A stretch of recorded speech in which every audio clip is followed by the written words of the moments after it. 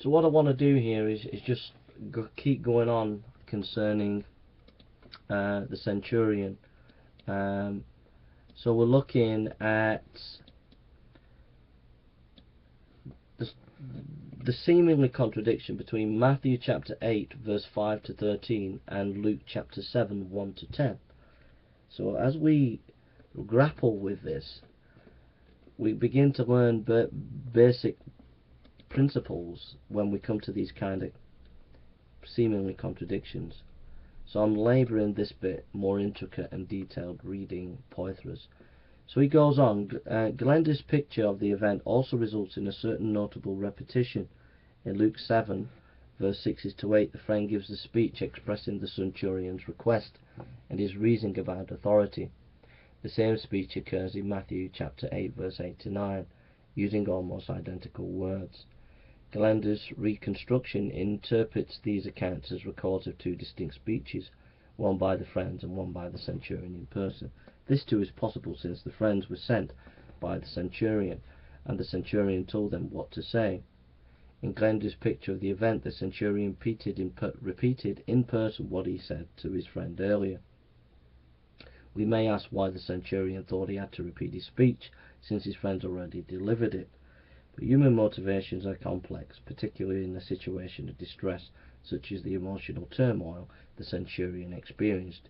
He might, in spite of himself, repeat what he knew had already been said. So Glenda's reconstruction of the event is possible. Is it the only possible? Augustine and Calvin have offered another explanation. St. Augustine, in about AD 400, wrote the Harmony of the Gospels, in which he discussed a large number of difficulties. He believed that the Gospels have divine authority, and he consistently tried to show that the differences between the Gospels were not due to error but exhibited harmony. His work has formed the background for many later attempts.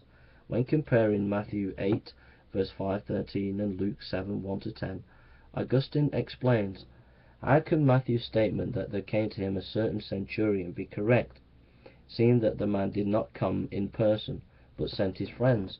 The apparent discrepancy, however, will disappear if we look carefully into the matter and observe that Matthew is simply held by a very familiar mode of expression. This is the practice of using a representative or intermediary. Indeed, is a custom which has so thoroughly established itself that even in the language of everyday life we call men perventors, who get at the inaccessible ears, as one may say, of any of the men of influence by the intervention of suitable personages.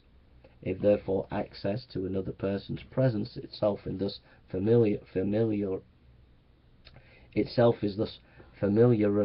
in everyday speech said to be gained by the means of other parties, how much more may an approach be said to take place through it by means of others? So basically, the centurion's servant is sick, and the centurion in the Luke passage, I think it is, sends the servants on his behalf to tell Jesus. But in the Matthew passage it says the centurion did this, and they seem to contradict. And what Augustine is saying, he's saying, look, in ancient times the servants were often sent on behalf of the master, and that was as good as the master itself. So when Matthew says the servant, the centurion, and Luke says the servants, it's the Matthew passage is the servants. It's just both the same.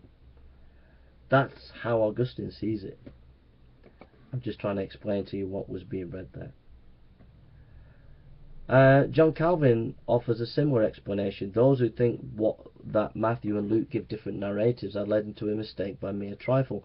The only difference in the word is that Matthew says the centurion came to him, while Luke says that he sent some of the Jews to plead in his name. But there is no impropriety in Matthew saying that the centurion did what was done in his name and at his request. There is such a perfect agreement between the two evangelists in all the circumstances that it is absurd to make two miracles instead of one. A more recent scholar, R.T. France, writes as follows: his Matthew's omission of the means of the centurion's approach to Jesus is a valid literary device to highlight the message of the incident as he sees it, on the principle common in biblical and contemporary literature that a messenger or servant represents the one who sent him to the point of virtual identity. A further illustration of the principle, Craig Blomberg points to Matthew 27:26 and Matthew 15:15. Both verses report that Pilate scourged Jesus, but given the social and military protocol of the Roman world, Pilate would not have taken up the scourge in his own hands. The verse means that Roman soldiers would have physically handled the scourge, acting on Pilate's orders. That is to say, the Roman soldiers represented Pilate because they acted under his authority. Pilate did scourge Jesus, though he did not do it in person, but through representatives acting on his behalf. Likewise, the centurion really did address Jesus, but he did it by means of persons acting under his authority and under his behalf, and the elders and friends represented him. And then Poythress asked the question, is such a reconstruction of the events possible? According to Augustine and Calvin, it is. In fact, they obviously prefer it to a more elaborate reconstruction, such as Gledenhues offered. They regard the simpler reconstruction as more likely. Both Augustine and Calvin are vigorous defenders of the divine authority of the Bible. They express no doubts about the accounts being truthful and correct. Rather, they show that they assume each account to be true when they undertake to give an explanation that harmonizes the two. The main differences they have in comparison with Gledenhues is that they consider the possibility that the centurion acted through representatives. Though Augustine and Calvin think that their reconstruction is likely, it is still tentative. So is the reconstruction of Gledenhues. We have the accounts in Matthew and Luke which are inspired of God. They are what God says and are therefore trustworthy. That is the conviction we have and the basis on which we work. But we do have a third account, also inspired, to tell us exactly how the original two accounts fit.